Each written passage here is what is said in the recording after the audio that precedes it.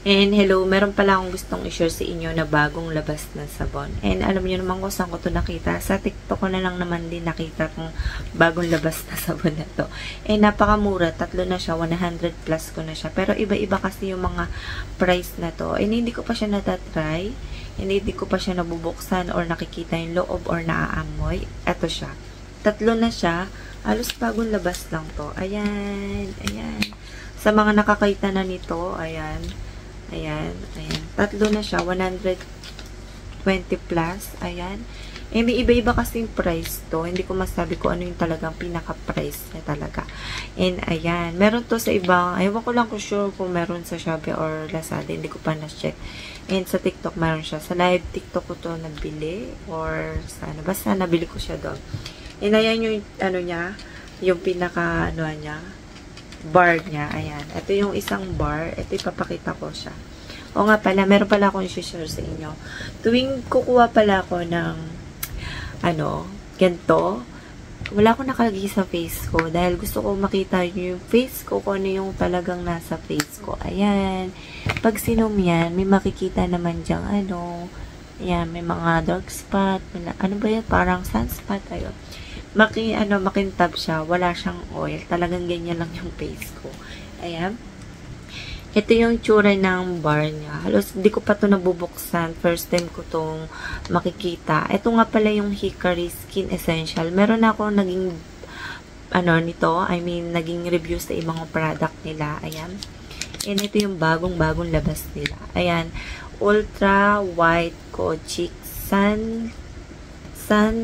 Lightening Soap. Ayan. Ultra White Kojic Skin Lightening Soap. Ayan. Hindi pala sun. And nakalagay dito sa baba ay Whitening Acne Dark Spot. Ayan. Nakakaputi. Nakakaano siya ng acne tanggal and dark spot. Ayan. Yung expiration nandito. Plastic lang siya. Ilan nga ba siya? Ilang grams nga ba to? Ayan. 75 grams. Pero parang siya makapal, no? Ayan. 75 grams pahaba na makapal siya. Ayan.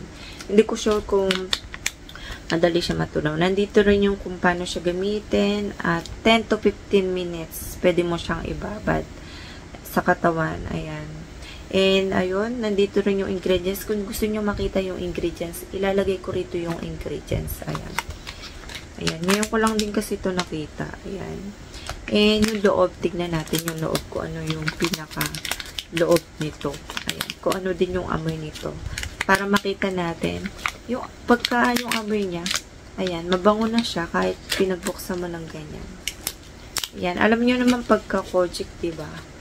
Ganito naman talaga ang itsura ng Kojic. Yung, ayan. May mukha pala siya. Ayan. Siguro, pwede magkaroon ng fake nito dahil kulay orange. Ayan. Di ko lang sure kasi halos kalalabas lang nito. Mas okay na makikita nyo yung loob dahil meron siyang tatak. Ayan. Ito yung tatak niya na babae. Ayan. Ayan yung tatak niya. Ganito yung kakapal siya. Yung amoy niya, amoy Kojic siya. Amoy parang orange na parang amoy papaya. Hindi siya masakit sa ilong pagka dinidikit mo ganyan. May masakit kasi sa ilong na pagka inaamoy mo, magdidikit. Ayan. Hindi ko sure kung di ba to or nagbabalat. And pinakita ko lang talaga yung pinaka itsura niya kasi baka makabili kayo na walang tatak na ganito. Ayan siya. Tapos ang pinaka itsura nitong pinaka ano niya, ayan, ito yung tatak niya. Ayan, Ultra White Kojic Skin Lightening Soap. Titignan nyo pati yung mga pangalan, mabuti kasi minsan unang tingin, ano mo siya, parang parehas, parang ganun. Kasi baka mangyari, merong maggaya, diba? Ayan nyo. Ayan yan, titignan nyo mabuti. Ayan, alam nyo naman sa pag may mga bago lumalabas, tas naging maganda, nagagaya-gaya na. Kaya titignan nyo mabuti yung yung mga pangalan. And ito yung itsura niya. Ayan, o yan. Ayan yung itsura niya talaga. Paggamit pala sa mukha nito, kung gagamit kayo sa mukha nito, kung ibababad yun sa mukha, para sa akin, wag yun yung ibabad na matagal. Ayun.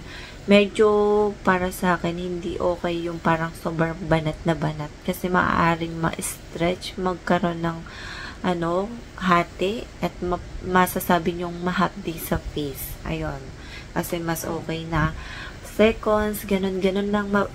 Papabulain nyo lang sa kamay nyo. Tapos ganun. Ayun yung pinakatama para sa akin. Sa mukha, ganun, tapos ganun. And dahan-dahan lang din. Wag nyo yung pinakakuskus. Hindi ganito tama yun. Hindi maganda yung ganito. Ganito. Hindi maganda. Yung iba nakikita ko ginaganto-ganto nila. Ayun. Sa skin naman, pwede naman ganun-ganunin.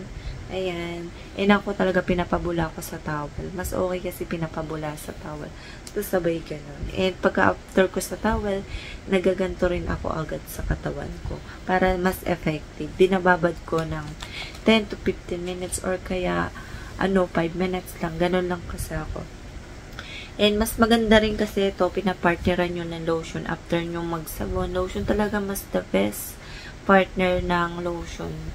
Lotion ang the best partner ng soap. Ganun kasi yun. Ayun. Kasi pag nag-dry, mas okay na naglo-lotion, diba?